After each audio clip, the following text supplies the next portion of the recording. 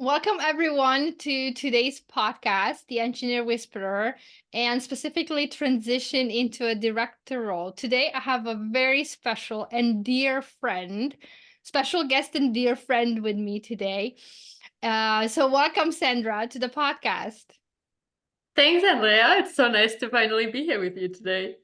Yes, we've been trying to connect Seattle and Germany for a few times now. So it's so exciting to have you here and to ask you lots of questions. So before we start, tell me a little bit about you. A little bit about me. I suck at that. You wanted to keep this at half an hour, right? Yes, Well, I don't a know. few I'm an minutes. I'm an engineer by training. Industrial engineer. I studied mechanical engineering at university and then started my corporate career. I was meant to be in 1.5 years. I would have been a director according to the plan, because there was a plan, like the plan, the big plan for life. And yeah, instead, now I'm an author. I wrote my first book, published it myself. So I'm also a publisher. I became a dance teacher and a coach. And none of that was ever planned. So So let I'd say there were like one or two transitions on the way. So I'm really excited about this conversation now that we're having. well, you're the perfect person to talk with because this is a place where we change how we think about change, and you literally changed yourself how you think about change and transition. So, uh, let's dive into the director role. You hinted a little bit of your past, so tell us a little bit more about that part of your transition. Yeah, well, at first that was just I had a master plan. I had a plan when I was like 18. I asked myself, what the hell do I want to do with my life? I went through different career options. I always had an optimization kind of brain. And so I thought, well, there's like, I'm a woman, so one day I might want to be a mother, which careers make sense, which don't make sense. I don't know. I figured it all out. At 18, I had the perfect plan. I was going to go to university and study industrial engineering, which I did, check. And then I was going to only do my bachelor's, which in Germany is uncommon, especially for engineers. You're supposed to do your master's before you do anything. But I applied for jobs after my bachelor's, and I got accepted into the job that I really wanted to have, which was in the Unilever Future Leaders program, a program that is designed to create directors basically for the company. And on the first So initial day, right after university, meaning you graduated, yeah. you got a job to become a director. This is fascinating. Yeah, well, I didn't know. Like, they didn't say that in the job description. They just said future leaders program, and I wanted to be in management. I always wanted to, take responsibility because I always wanted to have an impact, and you need power to be able to change things in the world, and I wanted to do that. And so I thought, I go to the big companies because they have the biggest influence, and they also, career-wise, looks great on your resume, all of that sort of stuff. And then, yeah, and I just tried it and it worked. And I was 23 when I started. And yeah, and then on the first day, pretty much they just told me, and the rest of my cohort that started together, they said, well, this is our plan for you guys. We're really excited about having you here. And the plan is that in 10 years' time, we want you all to be directors. Like, you are the future of our company, blah, blah, blah, blah, blah. So yeah, that. Now I'm 32, so I would have almost, I would almost be a director now by that logic. Well, take me back to that moment. Did anything surprise you about that? Were you excited? What was going through your mind and in your heart? What were the feelings when someone tells you at a young age, you're here and we're gonna groom you to become a director? I was super excited, of course. I mean, I felt like I was younger than everyone else by far in the cohort because everyone else had done their masters. So, I was 2 years ahead of the rest of the gang pretty much.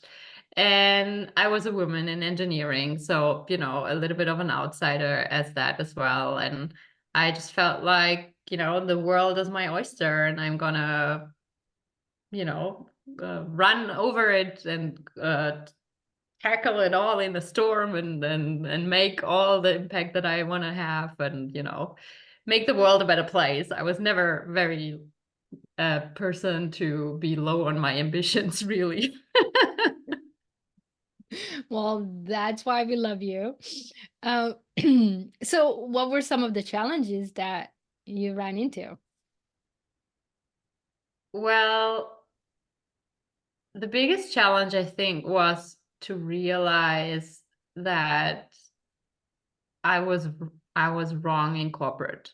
And I realized that after even, I don't know, the first 2 years or something, there was I was supposed to apply for the first management role at that time, and I was in a team where they actually had an open job posting for a management role, and I was already working in that team, and everyone of my cohort was applying for that job, but everyone kind of thought, well, probably Sandra's gonna get it because she's already in the team, and like, it was just kind of a thing. But I was so uninspired at that point. I really didn't want the job, and but I applied for it anyhow. It was the thing I was supposed to do. But I was so bad at the interview and everything that they actually gave it to someone else, even though I was already in the team and all of that was still true, because it wasn't the right fit for me, and I was really questioning what I needed to do because I had all this massive plan and I was so successful and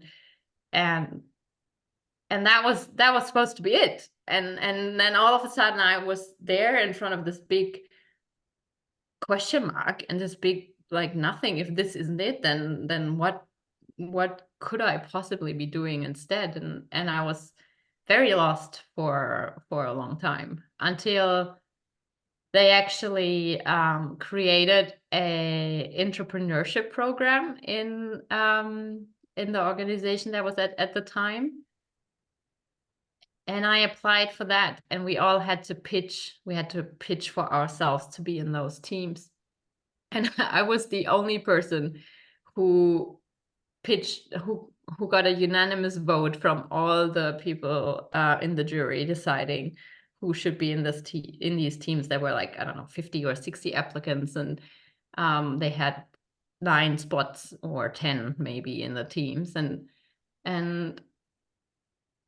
like, I don't know, a month before, or don't like cite me exactly on the timelines because it's been a couple of years now, but around about a month before, I had completely flaked this interview and I didn't know what I wanted. And then they did this, and it wasn't even a job. It was just like a 3 month, cool, fancy flag line project that they wanted to do to be innovative and all of that sort of stuff. Fill the buzzwords with some life. And it filled me with life. It filled me with a new buzz, and I was on fire. And I went into that project, and it turned out to be half a year instead of just 3 months because we pitched at the end of 3 months and they loved our pitches. So, we got an extension in the program and all of that. And then I got a really cool management job afterwards back in the main organization and all of that. And I thought, okay, now I've, made it work. I've cracked the system. I found this niche for myself in this structure that was so lifeless. I found this little pocket for myself where all of that is possible. And then, I don't know, reality hit me again. And just the reality of corporate life, of how you're always a number, you're always just an FTE. If you're lucky, you're full FTE and not just like a 0.3 FTE or something. But Wait, what? you're not a human. Tell us what FTE means, because maybe someone's don't. Well, the people who are directors, I promise you will know, but FTE is a full-time equivalent. It's the word that corporations use for people, because they can't just talk about people, because how do you compare a part-time person to a full-time person? Like, that's just not the same thing. So they translate you into how much time you work. And if you work a full-time job, then you're one full-time equivalent, one FTE. And if you work part-time, then you're, I don't know, 0.8 FTEs or something. And that's the kind of language that people then use to talk about their employees. And that sets the tone of how you can also, deal with people afterwards. Because you were in a management role, so then you use these terms to refer to your employees. Is that Everyone does. Yeah. HR, that's how HR speaks about them. That's how the management and directors talk about their teams, the vice presidents. Like, there's always these organizational charts and these restructurings, and they always just talk about FTEs like you're a number, because that's all that you are, a decimal Totally. number with one decimal point too. Okay. Okay. All right. Well, we hear about this, and I love it that you're sharing, because it's in the we hear about this. And unless you're in those meetings where they talk about people like numbers, it's almost like, does this really exist? Because I don't want to believe it. Really? Like, really, people do this? Uh, and they do. So, thanks for sharing. It is true, and it's in my point of view sad. But let's get over it. So you got there, and you were in those meetings, and with your fellow leaders, and then leaders of leaders, other, I don't know, directors, and even more senior executives. And because you are smart and very intelligent, you notice that people are referred to as numbers. What else kind of hit you that was part of that realization that, I don't think this is really for me? Was there anything else? Definitely. I mean, it's one thing when you talk about others as a number, and you kind of already get this icky feeling of, this just doesn't seem right. These are your colleagues. You like eat lunch with them. You know them as people, and then an hour later they're not. That just seems wrong. Almost like you have to pretend that there's somebody else or something else. Yeah, kind of. And then, but you don't realize that that also applies to you yourself. You think you're special, we all like to think we're special. And I had this, my director at the time, we had this great relationship of, like, he was really ambitious and driven, and I like had innovative ideas and made things work, and I really loved that about him, and he really loved the expertise that I brought, and like this entrepreneurial thinking and all of the stuff I had engaged with in terms of, I had done machine learning trainings and all kinds of things that he was really interested in bringing to his team. So we were this great kind of, I thought, unit somehow, that we were going to change how some of the things work. And then there was this moment when he changed jobs, and he took me with him, which was supposed to be a compliment, because you don't take people with you to your new job that you don't want to work with anymore, obviously. But he didn't tell me about it, and he didn't ask me if I wanted to follow to this new team that he was leading to. he had decided that with the rest of the senior leadership that was what was going to happen, and they just told me. And the way that the meetings worked out, because everything is always a big secret, and then there's like the big announcements and all of that sort of power dynamic happening. And Yes, the way sure. that meetings happened to happen was that I even learned about this after the rest of the team already knew that my job was going to be in a different team, because I came late to the meeting because I was in another meeting that I couldn't get out of because I was doing a presentation. But they couldn't wait for you to show up.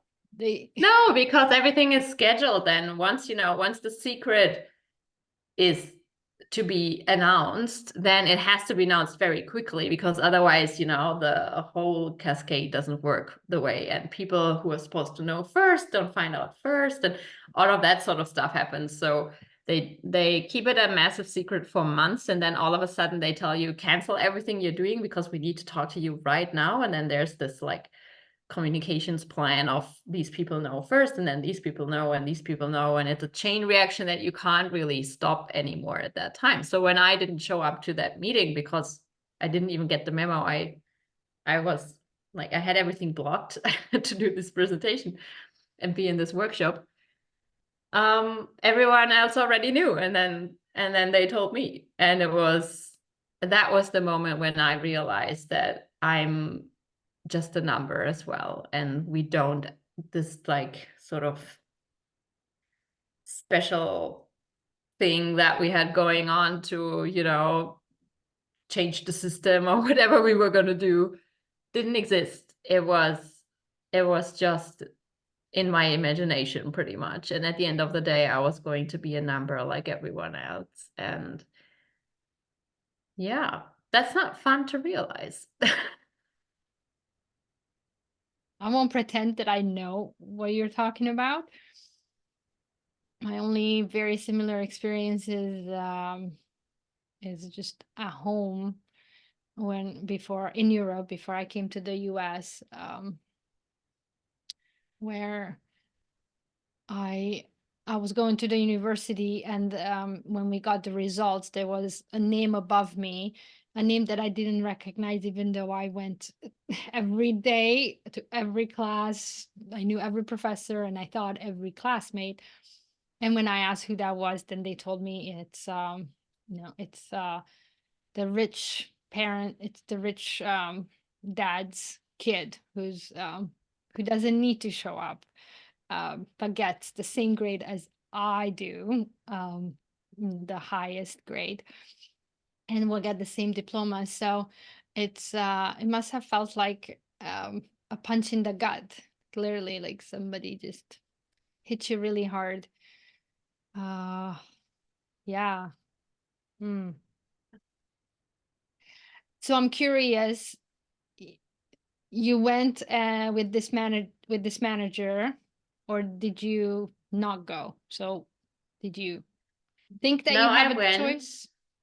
I went for the moment, but that was the turning point. For me, that was when I lost the trust, and then just a couple more things kind of happened after, and I started to seriously consider my alternatives and my options. And I changed jobs one more time inside the company, thinking maybe this is going to change everything, because I went to a director then who I already knew and had a great relationship with as well. And I thought, okay, maybe he, will be the difference maker. But he also is part of that system, and a system that's set up in a way to make it incredibly difficult for people to do the right thing. And he did a lot of right things, anyhow, but it was still the same system. And I just, at some point, I realized very painfully that I couldn't stay anymore, because I felt stuck. I felt completely desperate and helpless. And that happened in not through anything that really happened at the job, but it happened through my personal life, because that was the time where my big master plan from, remember when I was 18 and I had this plan? I was 27 or 28 at that point, 27. And then the plan had it in it written that I was supposed to be pregnant and have my first child and then my second child before I turned 30, because that was the master plan. And I was still on the plan, right? So I tried to execute it and it didn't work and I didn't get pregnant. And then I did, and I had the first miscarriage. And that was the moment when I realized that my plan wasn't going to be able to carry me any longer. I had gone as along with it as I possibly could, but now I was completely burned out, and I was desperate and I didn't know what to do anymore. And that's the moment, a month after the first miscarriage, is when I decided to quit, even though I didn't really know exactly what else to do, other than that I wanted to do my own thing and I wanted to be able to make my own decisions and do what's right and not just what's slightly better than whatever was already been done.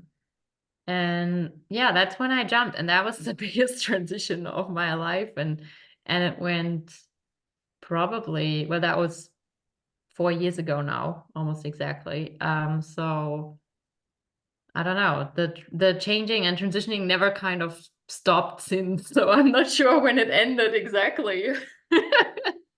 Well, you do have a book over there. I So do have a book. um, something has transitioned into.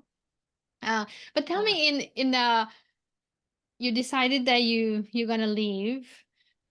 What was the most challenging in that moment of, okay, was it that you didn't know what's next, or was it that, okay, I don't have a plan now, do I need to make another plan, or it's that, well, I made or another plan, of course. I made another plan. I of was not course you're that an far along in my engineer. transition yet, so in my mental transition. But no, I always thought the biggest challenge, I thought about quitting for a long time. And I knew that I wanted to start my own business. So that was that was Wait, clear how did for. you know that? Was it in that program, in that three Yeah, six it month was program? part of that. It was part of that. But it was also this realization of, if you want to be able to do things the way you think is right, you need to be the boss, because otherwise you're always going to have to follow someone else's rule. But And weren't the so, other companies who might have gave you the chance? So again, how how did you collect all that yeah, but information? I thought about that too. When I was really pissed off at this boss of mine, I thought about applying at the competition. They paid better too, so I thought, that would be a really smart thing to do. But then I realized that it wasn't, because it was going to be the same. The system is the same. Corporates work the same. It doesn't matter which of my friends from university I talked to. We all spoke the same language. We all had the same stories, I see. because they all work in the same way, essentially. And I just didn't want to have to follow anybody else's rules anymore. I always say that it was a choice between being in conflict with myself and my conscience, or in conflict with my bosses. And those were the two choices that I had. And I thought neither of them was particularly great and healthy. So, you know, I thought maybe there needs to be a different change. And then I thought I needed to work through my fears. I had already started coaching work, sort of at the site while I still had this corporate job. I did lots of trainings and all of that. And I thought, I need to work through my fears, and then at some point I'll be ready to quit. And that was, a lot of the help, but it wasn't what actually made me take the leap in the end. What made me take the leap in the end was when I found a new crowd. when I found new people, when I realized that through this coaching program that I was doing, I met so many people who a lot of them had never been in corporate. That some of them had the craziest, from my perspective, craziest stories of their lives, and they were still alive, So for the first time, I realized that I wasn't necessarily crazy. I wasn't necessarily doing something that nobody else had ever dared to do. Because that's what you think when you're in corporate and all your friends are in corporate and you talk about leaving, you're the only odd person, Yes. Yes. You're and you standing just out. exactly, and you feel like you're taking the most crazy risk of, the universe. And then you meet all these new people and you realize you're not half as crazy as some of them. And all of a sudden that was what made me think, well, if they can do it, then so can I. And I'm not going to be alone. I don't have to figure this all out by myself because there's this community. And that's kind of how we met too, over a couple of corners, Yes. who who understand me and who think like me and who encourage me and who, when I talk about my dreams and my ambitions and what I think is right, who don't just come with yeah buts, and all these concerns of why this can never work, but who actually believe in what I believe in and think that it's possible and encourage me and empower me and cheer me on and actually have some helpful advice along the way too, and this is how I have done it. So that was the deciding factor that I needed to be brave enough to take that step, was to know that I wasn't going to be alone. Mhm. I relate with that because before I left Romania to come to the US.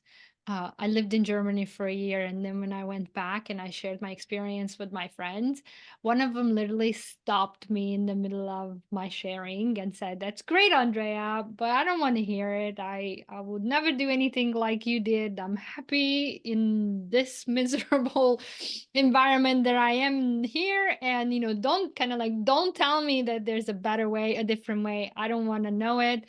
I accept what's here, and that's it." So it's in a sense what you're talking about, that if all your friends, just like mine, they were all part of the system. If you are standing out, talking about talking against the system or talking something different than the system, then one, they want to pull you in by just saying, okay, like, just but stop talking. come and come and fit in, but that's the last thing that I wanted to do, is fit in and be quiet. I wanted to share what I saw. So I can just imagine that feeling of, I mean, it's hard to take the leap, partially, and I have experienced that too, if there aren't other people who can support you. So Yeah, I understand how important it must have been to find that community and find those crazy people or crazier people. Because then suddenly, yeah, we realize, huh, maybe I can't. Maybe this is normal. Did it come a point where you even questioned yourself? So I'm just curious about when you were in corporate, where you started to lose confidence, question yourself, doubt yourself, because I yeah, encounter a lot of that with female engineers. definitely. Multiple phases of it too, I'd say. Like one at the sort of at the beginning, getting used to how this works. And especially in the first couple of years, I did a lot of different job placements because it was supposed to be, as many different experiences as you can get. And you always need to find your place again in a new context. And of course you doubt yourself because you always have to morph into some other person to fit into that piece of the story. And that makes you question, who you are in the whole context with all these changes that happen all the time. But most importantly, I really started to question myself a year or so before I ended up quitting, because I realized that my performance was declining. I realized that I wasn't motivated anymore. I always used to be really well structured and organized. I had this to-do list, and there was never like, it was an automated one, and there was never anything red on it for the longest time, because I always, structured my work so perfectly and worked through the list. And then at some point, the list just completely blew up, and it was a gradual process of things just kept getting read and would never get off the list anymore, and then new things would come on, and I was struggling to keep afloat in this race, this hamster wheel, rat race, whatever you want to call it. um and I thought it was just because I was in the wrong place. I needed to start my own business, and then I would be motivated again and all of this kind of stuff. But what I didn't realize at the time, what I only realized now that I worked myself back out of burnout, was that was the first signs of my physical decline. My concentration was My brain was not as capable of performing the same tasks at that same high level anymore, because I was burning out. And that is something that I wish I had realized sooner, or I would have needed someone to help me realize this. That it's not just I need to push myself harder, I need to motivate myself better. It's an actual physical decline in well being that is part of how you develop a burnout. Um, that was responsible for this change in my performance. And then of course you question yourself, because you're trying to play the game so that nobody notices, and all of these things happening, but yourself, you can feel the difference, even if it's gradual. The to-do list doesn't lie. So that was the moment where I struggled the most with my self-doubt, because I felt more and more incapable of doing the job, which was completely accurate. I was less capable of doing the job because I was physically, at the Yes. end of what I could possibly do.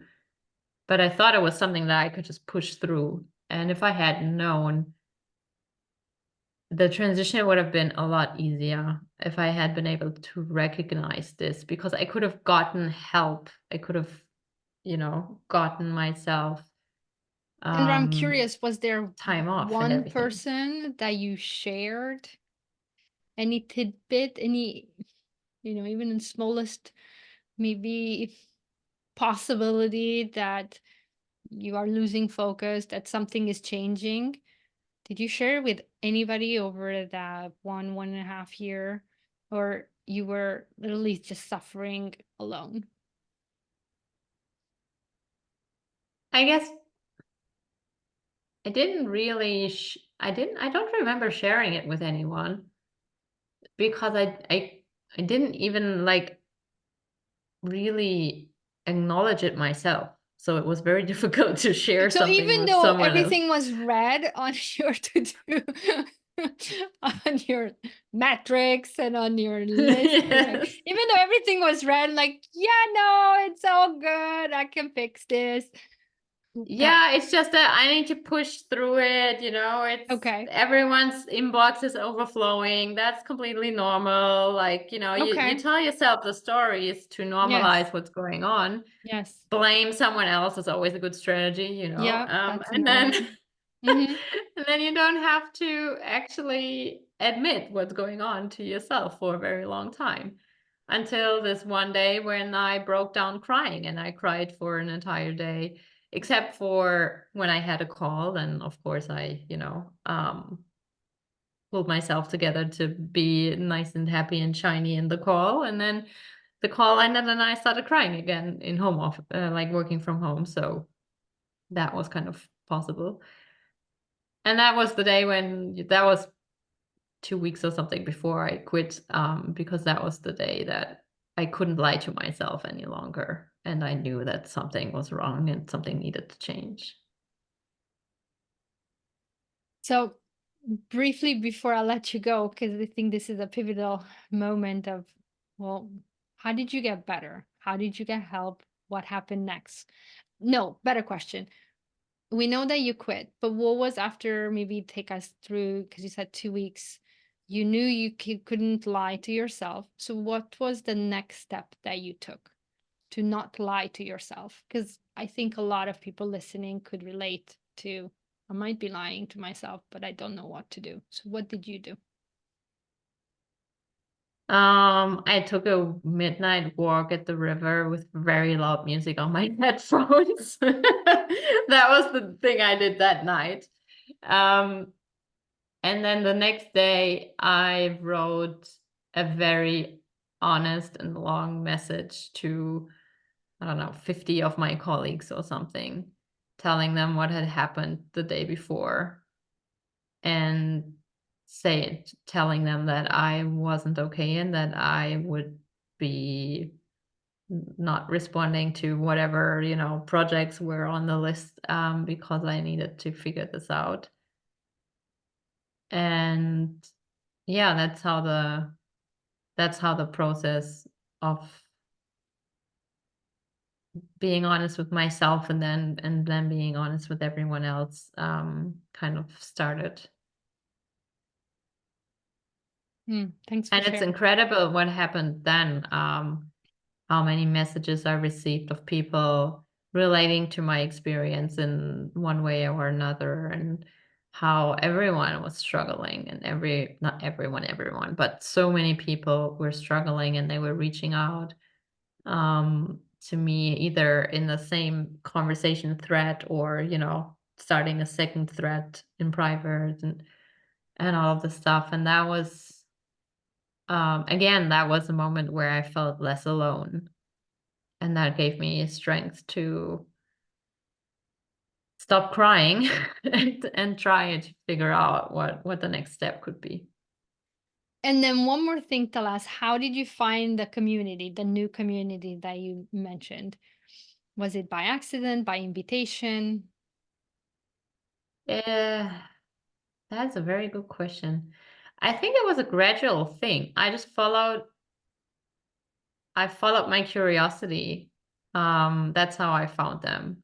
And then it was through multiple steps, that, like, I didn't randomly sit here and think I needed to find a coaching program. It was more like a process of maybe 2 years where I started reading about psychology and reading about neuroscience and, watching TED Talks and doing this and that. And then I discovered online learning platforms, and I took a course here, and, like, the cheap ones at the start where everything is video recorded, and then you kind of you start discovering this world, and then there's like this other program that is like more pricey and like more engagement. And then I think there were probably, I don't know, 3 or 4 paid programs that I did before I landed at this program that was actually, it was virtual because it was COVID, but it was, sort of face-to-face in video interactions and an actual community that you could relate to and talk to. That's that's how I found them. Okay. Well, thanks for sharing, because I think these are the moments that we want to hear about. Okay, well, kind of what happened and how it happened for you, so that we can relate and we can also use it in our lives. Mm. So for closing, Sandra, you already mentioned your book. So what is the transition that you are going through right now that you can briefly share with us? Well, right now the theme is really, I've I've spent these last couple of years putting myself back together, back in a state where, my health is in a place where I have energy to do things again. And I've come out at the other end of this process in a place that isn't actually back to where I was before. It's actually a completely new place, and and a much better place. I've never felt stronger, never felt more energetic, never felt more connected with myself and who I am. And now it's this weird transition of where I had to be in hiding basically for a couple of years because I needed the time to feed back into myself. And now is the time where I'm starting to shift that. And I need to, it's the time to go outside more again, and the time to become loud again, to have a voice and to use my voice. um and that's the transition that's happening at the moment, so it's a pretty scary one. But it's also very exciting because I've been waiting for this moment for such a long time now, and publishing the book with a crowdfunding campaign, just the last couple of months was just one of the first steps in that journey. And yeah, and it's so fulfilling to do, and so great to now the first people are reading it, and they're giving me their feedback on it, and to hear the impact that my work has on them and all that stuff. It's um yeah, I never had that in my first career life. Well, what a beautiful transition. And I am super excited to follow you in this transition and to keep being by your side, as I have been, to just see you grow and as you said, to come out of hiding. I don't know, that sounds kind of bad, but I know what you mean. To change shapes, maybe like a butterfly, that Yeah, there was nothing wrong with what was before the butterfly, and now you become a butterfly, and to see you fly, learn to fly, and then create impact. Looking so forward to it. So thank you for being here today. I want to give you the last word. Close it up for us. ooh, that's a big pressure. I think the last word is, you know, trust in yourself. That would, if if it's an advice kind of thing that I want to leave people with, is follow that voice, follow that curiosity, don't give up on, follow the questions, and yeah, give up your plans. That's the only thing you give up, because you can never plan what happens in life. And then, yeah, I don't know. Enjoy the ride. It's not always fun, but we'll make it work anyhow. Well, if you trust yourself and you step into your curiosity, as you said, then it becomes fun. We can see and I can hear your energy. So it it did become fun. And it's super awesome to have that power of controlling your joy. And I can see that in you. So again, thank you very much for joining me today. Thank you.